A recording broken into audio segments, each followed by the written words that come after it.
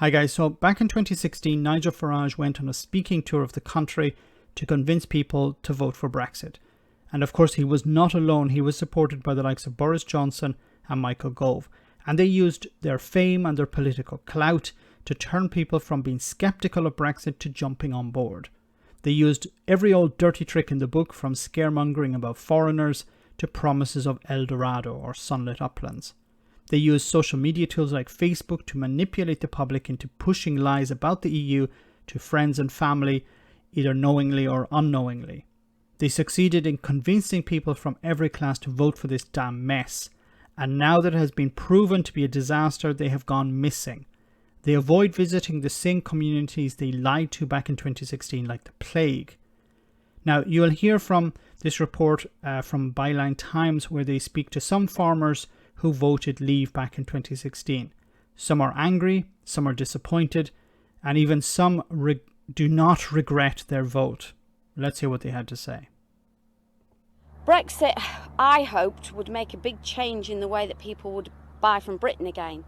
But we've been sailed down the river as farmers. I can't believe that as a lifelong Conservative voter, I stand at the moment thinking I would be very, very unlikely to vote Conservative again at the moment. So he is very, very unlikely, not guaranteed. He didn't say, I will never vote for the Conservatives again, or I will not vote for them in the next election. I'm unlikely, very unlikely. At what stage would he decide, I'm no longer supporting this party? How far does he have to be thrown under the bus when he will decide, no, I'm not actually going to vote for this party? Does he really need to experience the end of his industry? At that stage, will he decide, now I'm not going to support the Conservatives any longer? Moment. We're just going to be something that they brush aside, because let's face it, for them, farming now isn't that important, or that's how we feel. As farmers, that's how we feel. We feel farming's been brushed aside. But again, it's through the back door. These imports that are happening, most people won't know about them because they will be hidden in the food chain. Brexiteers said this would be a great new world and we'd be able to export all over the world. We just feel lied to, basically. And I don't understand why they are so keen to throw all sorts of industries under the bus. The reason they're so keen to throw so many industries under the bus is because they don't care about these industries. Look at what happened with Northern Ireland. Northern Ireland was thrown under a bus as well. Brexiteers had a choice between protecting the Union, protecting Northern Ireland as part of the Union, or selecting Brexit, and they chose Brexit. When it came to protecting farmers in this trade deal with Australia, did they protect farmers? No, they wanted their trade deal. I've said before, Brexit is twofold. It's about keeping racists happy, and it's about disaster capitalism. This is about keeping the disaster capitalists happy. It's also about just making sure that Boris Johnson has something to distract the public with. But at the end of the day, some people are going to profit from this. Many people are going to make a lot of money, but it will not be farmers. Or I should correct that, it will not be British farmers. I was one who voted for Brexit. A lot of farms will go under. Simple as that. It's just the inevitable. So you voted for Brexit and you accept that many farmers will go under? It's going to be a big challenge. It's like they want to sign that agreement with Australia, which is fine in a certain way, but it needs to be done in such a way that we're all playing off the same level playing field. Do you not understand that the level playing field will be imposed by Australia, not you imposing it on Australia? The UK government could have included certain requirements within this agreement, but they did not. They just wanted to sign the agreement. It is a threat, there's no question about it. And they don't listen to nobody. They don't listen to the companies, farmers, in whichever direction, maybe beef, cows, milk, sheep, goats, chickens, doesn't matter what it is. Personally, I think, but all they do is lining their own pocket. We are being made to keep our standards up here, and rightly so. But they're allowing other countries to undercut us with food of a much lower standard. You know, we're not anti-competition. We're just anti-being shafted, to put it bluntly.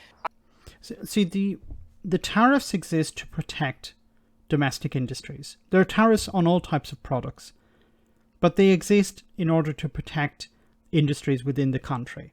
When those tariffs are removed, those protections are removed.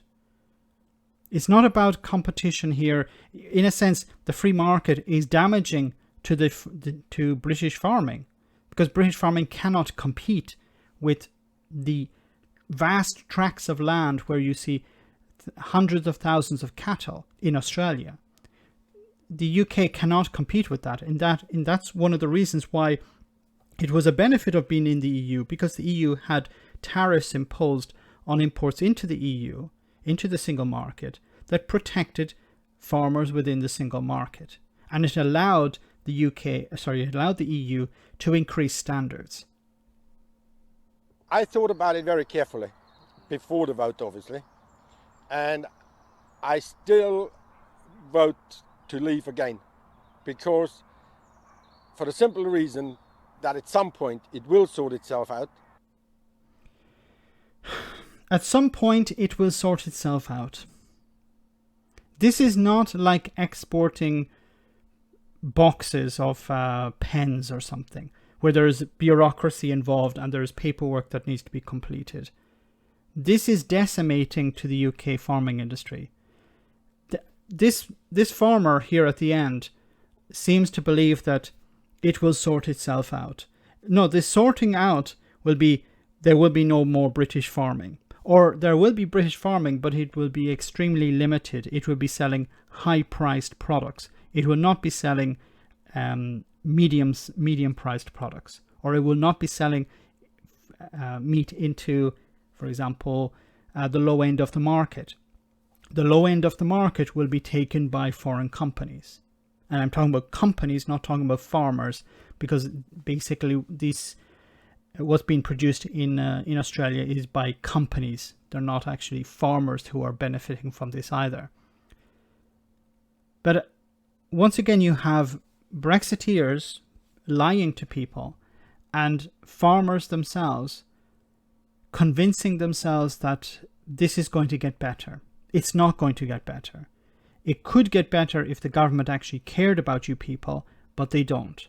They don't care about the fishermen, they don't care about Northern Ireland, and they don't care about farmers.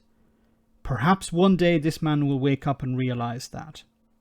Let me know in the comment section, guys, what you think. As always, your comments are greatly appreciated. Thanks a lot. I want to say a big thank you to all of my patrons. You ensure that this channel continues to exist. I'm eternally grateful for all of your support. If you join Patreon, you will receive instant access to our Discord server, where we have both audio and video chats. You can chat with me and other patrons, where we discuss important and non-important issues.